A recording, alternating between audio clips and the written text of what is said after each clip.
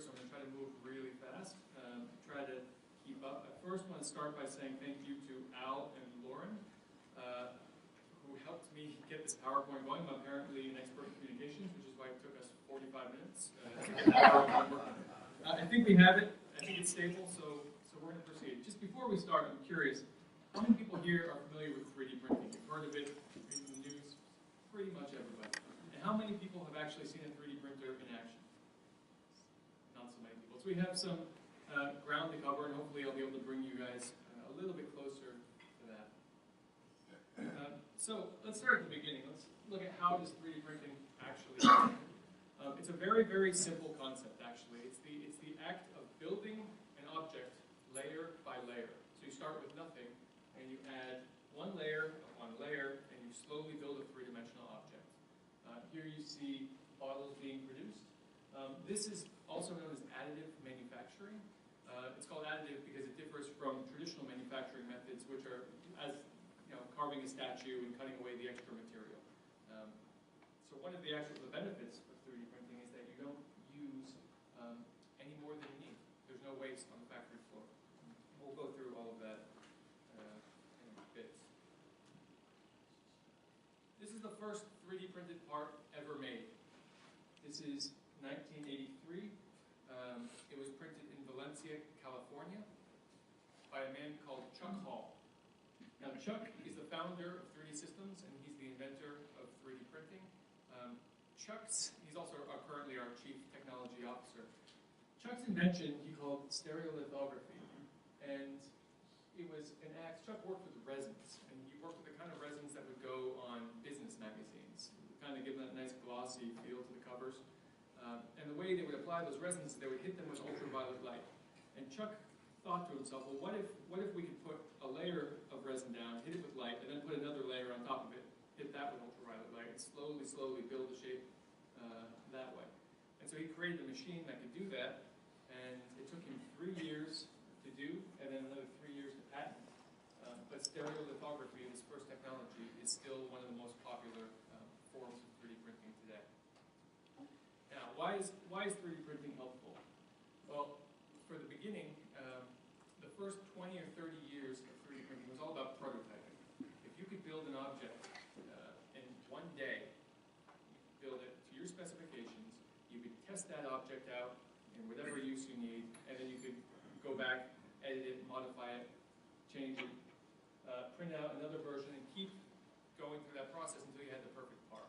So if you're building a car, you could test out a headlight, for example, or a cell phone case, or whatever you see here. Now that's still one of the main applications of 3D printing. That saves companies months in their development cycle. You're able to go through, you're basically able to bring a product to market in a matter of days or weeks instead of months or even years. Now this slide didn't come out properly when we made the transition to this computer, but what this is trying to show is that SLA, all the way on the left, that was the first technology, that was stereolithography. But in time, they developed new ways to 3D print objects, new technologies that would allow you to deposit material layer upon layer. And just to name a few, selective laser sintering, direct metal printing, film transfer imaging, and all of those things. And each of those technologies has a specific application and a specific strength. And because of that, we've seen a number of companies all over the world take up 3D printing in some form or another at some point in their production process. Now, this is just a small sample of the companies out there using 3D printing. The reality is there isn't really a product out there today that does not use 3D printing at some form, be it prototyping, be it concept modeling. Here you see a shoe. It's 3D printed. This is not a wearable shoe. This is a concept model used to show manufacturers what the desired product is looking like, or retailers. The benefit of doing a concept model with a 3D printing file is that you can email this across the world. And your manufacturer halfway around the world can print this out and see for themselves. So that's how fast the time to market is when you're using 3D printing. You're basically taking digital properties and assigning them to physical objects. We're going to talk about some of the implications of that later. So one of the big problems in the beginning of 3D printing was that it was really, really expensive, and it was really, really complicated.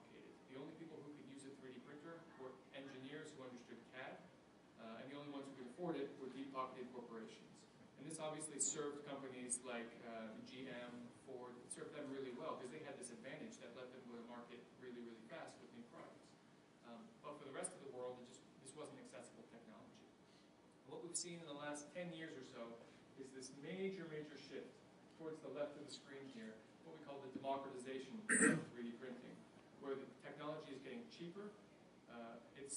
It's becoming widespread in terms of small businesses and even hobbyists down all the way on the left, home use printing. But it's also becoming easy and intuitive. So now you don't have to know CAD to be able to use a 3D printer. It's basically plug and play at the low end. And this is opening up all sorts of applications that we're going to talk about pretty soon. But I think the really important point before we dive into some of the applications is that we shouldn't just be focusing on the printers themselves. People say 3D printing and you think about a printer, and that's kind of how the technology has been defined. 3D printing isn't just about the printing, it's actually about the act of taking a digital file and bringing it into the physical world. And so you see here, 3D printing involves the capturing and the creation from scanning. And here you see a haptic device where it says create. That's a device that lets you model digital files using your hand and actually feel it like you're working with clay. Then the printers, and then of course you end up with a final object. So that's one form of the production process that 3D printing enables. But it also works the other way, and this is why we call it a digital thread, because you're able to start with a physical object like this and bring this into the digital world and then modify that object, scale it, make it bigger, smaller, email it around the world, do whatever you want, and then print it out again. And so at every point you have digital control and precision over the production process. And we're going to see why this is important in the next couple slides. So these are glasses. Now, how many people here know the distance between their temples? Or how wide the bridge of your nose is? I'm guessing not a whole lot. With 3D printing, you can take a scan of a person's face and mesh that into the perfect set of eyeglasses, made to measure and printed just for you. And why is that important? Well, first of all, it fits better, but more to the point, there is no economies of scale in 3D printing. The reason these glasses are the same as probably 100,000 other people in the world is that it's cheaper for companies to produce these. With a 3D printer, the cost of producing one object is the same as producing 100,000 or a million or 10 million. And so that means that every single person can have an object made to measure exactly for their specifications. And this is going to open up all new avenues for business. For example, hearing aids. Every in-the-ear hearing aid today is 3D printed with the electronics stuffed in after. It's made to measure, and this is already happening. This isn't coming in the future. It's made the shape of your ear and given to millions upon millions of people every year. On the right, you see Invisalign. I'm guessing a lot of you are familiar with the brand Invisalign, these clear retainers or braces. Invisalign takes scans of patients' mouths and produces about 20 million of these every single year using 3D printing. Every single one is printed to the exact specifications of a person's mouth. Here's how that works. This is our printer printing millions of these things, shipping them out in a factory because it's all digitally controlled. It is a 24/7 lights out factory with almost no human staffing. 20 million of these things go out every year, each one specifically tailored to a person's mouth. If you went to the dentist and got scanned for an Invisalign or had a mold taken, this is where those parts end up. This is where your retainer is printed. This is what we call mass customization, a production line that makes completely custom parts for every single customer. So what are the deeper applications of mass customization? Well, healthcare. Medical implants and surgical guides and tools today are increasingly being made using 3D printing. You can see here all sorts of implants and guides and tools. But the really, really cool thing about this is that once you get a scan of a patient's body. You're able to not only print these implants perfectly made for their body, but you're also able to work in a digital environment and conduct the surgery using that same data. So once you've captured this data, and this is what we call the digital thread, going back to the previous slide, once you've captured this digital data, you can actually do a dry run through the surgery in a digital environment using some of the tools that we have that you can actually feel the impact of the bone using those haptic force feedback devices. And then once you get to the end of that test, then you print out the parts. Then when you get to the operating room, it's basically a color by numbers thing. You've already done all the work and you've already made all your tests. And this is increasing the patient outcomes by great magnitude. So, what about bracing? This is a scoliosis brace, made to measure from a patient's body. And because 3D printing can create these incredibly intricate shapes that were not possible using traditional manufacturing means often, patients actually want to wear these. It's slim, it's lightweight. Pass this around. The thing about bracing is that compliance leads to efficacy. And the reason a lot of people struggle with scoliosis and things like this is that they don't want to wear these braces because they're traditionally very, very heavy. They're uncomfortable. They distract people and they're awkward. We've done pilot programs with this brace, and we found that people actually want to wear them. They go out of their way to wear them. So 3D printing can totally redefine some of these traditional healthcare products that haven't been innovated for a long, long time. Here's another example. I'll just slide over here. This is a fairing. This is for an amputee who has a prosthetic leg. This goes around the outside of the leg, gives it some shape. But because we can make every single part individually for each person, this can be designed to include anything. This can look like anything. This can match the muscle fiber, or it can include the signature of the person. It can be in any color. We get that kind of flexibility instead of having to make every single amputee wear the same fairing and have the same product. And here's I think where deeper implications of that. For 22 years with no sensation or movement below my pelvis.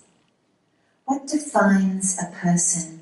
What if technology could improve your quality of life, give you freedom of mobility, but also become an extension of your senses?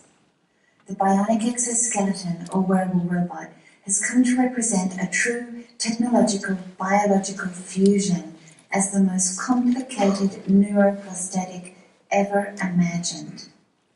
Design engineers from 3D Systems teamed up with Exobionics to create the first hybrid 3D printed exoskeleton.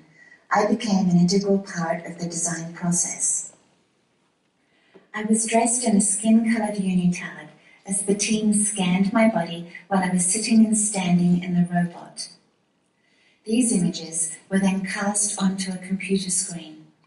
The goal was to create custom 3D printed parts that connected my body accurately and symbiotically to the robot. These fixed interstitial parts needed to envelop my legs and torso in exact locations to provide balance and support while carefully avoiding pressure points. The 3D printed parts are strong enough to hold my body in various postures, yet flexible enough so they're comfortable. They're ventilated with a complex striated filigree pattern resembling my muscles. These parts allow my skin to breathe, yet the product weight is minimized. For the first time, I feel as if the exoskeleton is truly one with me. It's as if it's an extension of my body, as though my own DNA has been imprinted into the design itself.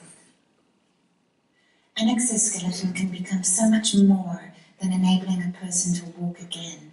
It can become an art form of moving sculptured beauty reproduced from a person's own blueprint. A paralyzed man or woman can look forward to being beautiful standing tall and walking again in the ultimate fashion statement. That's a 3D printed exoskeleton that reflects who they are on the inside. Powerful stuff. This goes to, I think, one of the more important points about 3D printing, and something that, if you remember a couple things, this is one of them. With 3D printing, complexity is free. The printer doesn't know and doesn't care if you are printing the most basic design or the most complex. There is no penalty for producing complex things of any nature. No time penalty and no cost penalty. And that opens up completely new economies in production and in manufacturing. Why is free complexity important? Let's look at some of the most complex things in the world.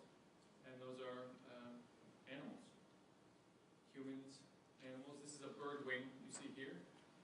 This has been designed to be strong and lightweight for flight. This is the perfect design.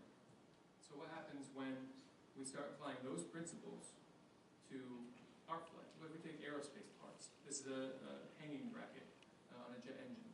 And what if we apply some of the other principles? We get the same sort of weight, except we get much less, the same weight bearing and the same performance, much less weight. Putting this on, I think this is an 83% reduction in weight for this part. That saves a lot of money in fuel. Here's another example. Applying these kind of principles, what we call biomimicry, and taking really, really complex designs, we can now put them into manufacturing in basically any sector. So in transportation, this has obvious implications. And every single part that goes onto any sort of vehicle can now be optimized for fuel savings, weight reduction, better performance, etc. In aerospace, this is one of the most advanced applications. And a lot of companies now are switching to 3D printed part. The next generation jet planes will have about 900 printed parts on them. And these aren't prototypes, these are end-use printed parts.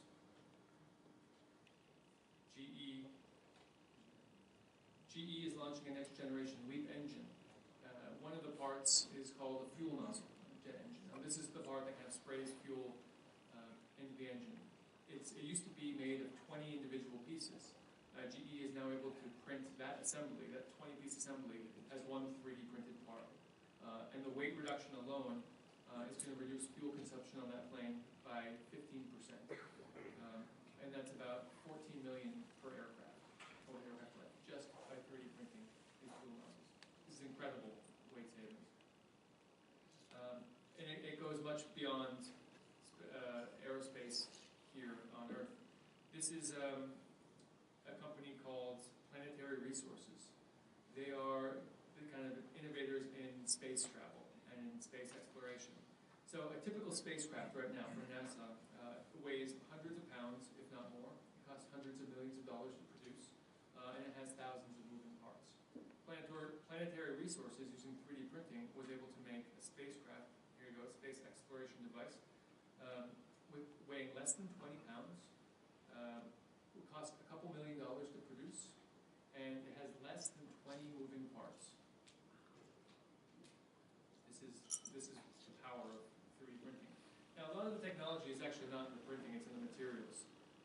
And we've made incredible developments in material science in the last 10 to 15 years.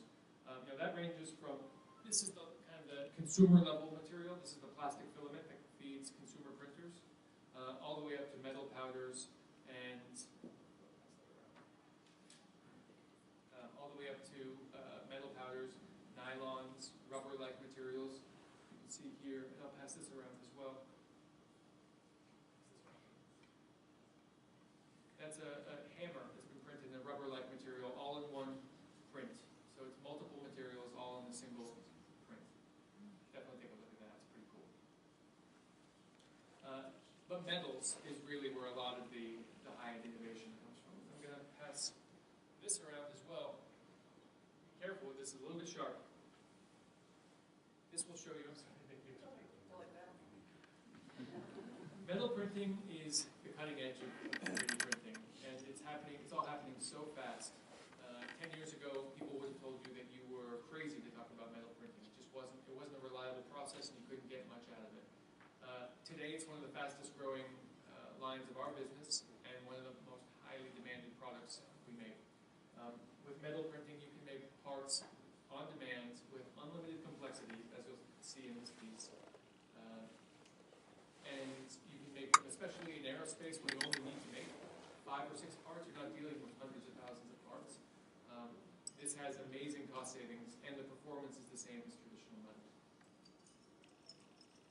Okay, so when we take all of these components, all of these developments, and we kind of combine them together, I want to spend the rest of the conversation just talking about where is this all going to go? What can you look forward to? One thing is high-speed, continuous, additive manufacturing. And this is really cool. So this is Google's Project Aura, or the phone blocks. The idea is a modular cell phone. Maybe you've seen this on social media. A cell phone where you can choose which components you want. If you want a better camera or you want a faster processor, you choose. You insert them into a standardized skeleton, and every single person in the world gets their own phone. Now this is only possible with mass customization. So 3D printing is going to manufacture those modules.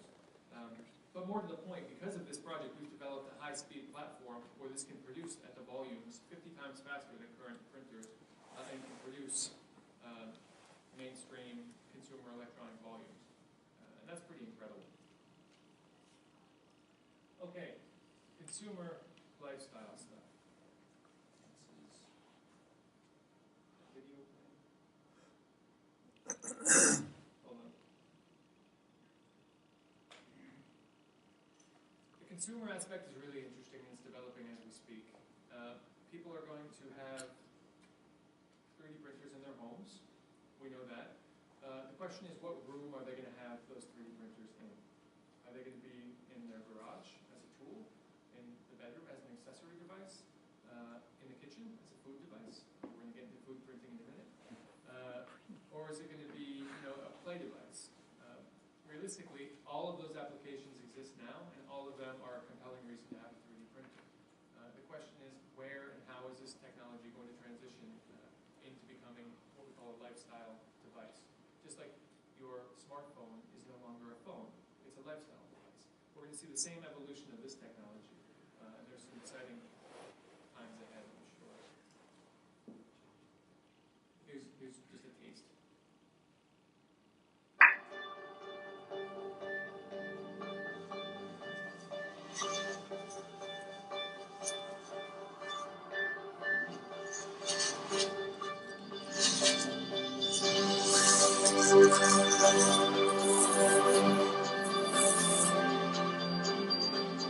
Imagine if everything we needed was scaled down to a digital file and could be reproduced at any location.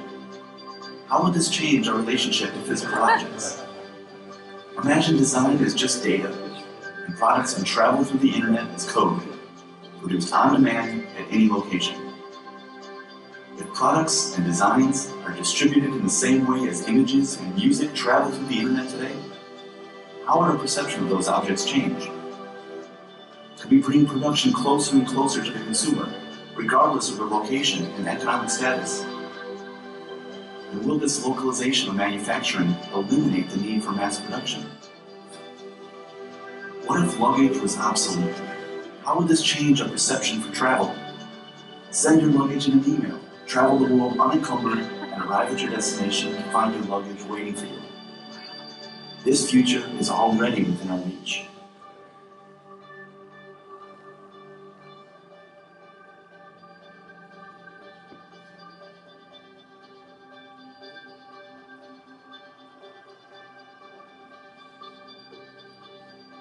That bag can be printed as one file, and everything in it. Pretty cool. Some other things. Ceramics. This is a new tool for anyone from hobbyists to professionals to make ceramics. I mean, you can't do that kind of stuff on a potter's wheel. It's just not possible.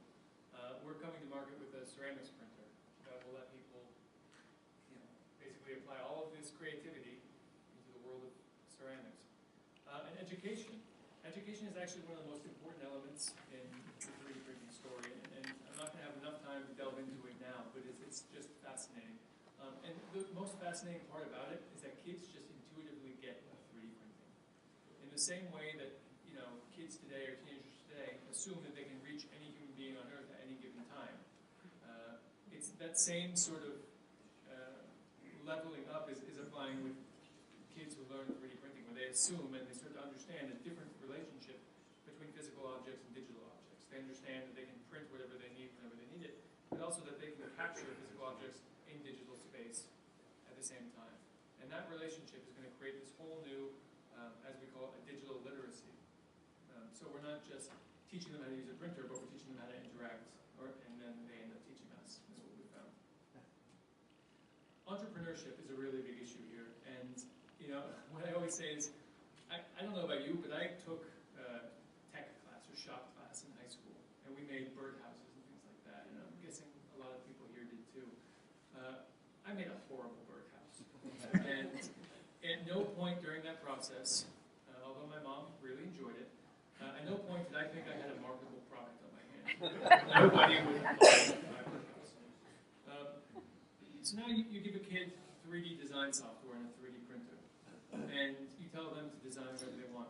These are real designs, just from the public. So instead of a birdhouse, they do bird earrings or a bird key holder, and they can instantly upload that to an online store like Cubify, which is our online marketplace. They can have a sale the same day. I mean, that is entrepreneurship. Here's an example. Hi, my name is Sally.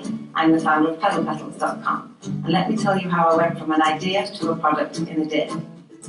About a year and a half ago, I had an idea for a bicycle accessory. It was a simple silk flower and a clip. At breakfast time, I had an idea for a bicycle accessory. By about 9 a.m., I was designing on CAD the clip. By about 10 a.m., we were printing the clip on the 3D Systems Cube printer. I went straight downtown LA, the flower district. I bought a beautiful array of different colours, flowers, and lotus flowers and daisies, and lots of different variety. By about 2 p.m., I was back home. We had the clip and the flower, and we put them together, took the photographs, put my pictures uploaded on Etsy, on the seller's website. By about 6 p.m., I had my first order. So I went from an idea to market in a single day.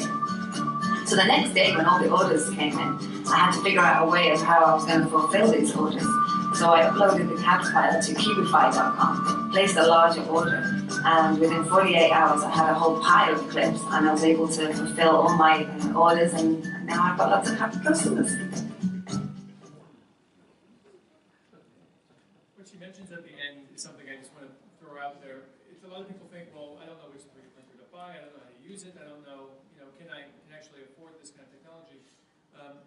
There are service bureaus out there. We have a network of them called Quick Parts, and there's cloud printing where you can upload these files online. You can actually send to a store that can produce these things for you. So you don't necessarily need to invest in all of the technologies yourself. You can go there just like a Kinko's would be for 2D space. The same thing exists already for 3D space. And we've created a really innovative cloud printing system so you can do that just from the comfort of your own home. I'm going to speed up because I'm running out of time, but a couple more things I want to mention. Entertainment. Imagine that I'm making a movie and I have an actor come in to film a movie. I can scan that actor. I can then use that digital file to make digital effects. I can print physical replicas of that actor for effects. If I want to run over that actor, it's usually better to run over a fake version of that actor. But I can make lifelike replicas. But then that same digital file also is the same file that makes merchandising. So all of a sudden I've got the merchandising stuff, and all of a sudden I've got the video game file that goes in there. And this is the power of that 3D digital thread. It's not just about the printing. You have all this value that's part of it. Here you see some examples. We have our entertainment studio is based in Burbank, and we work with a lot of top movies and top assets to develop some pretty cool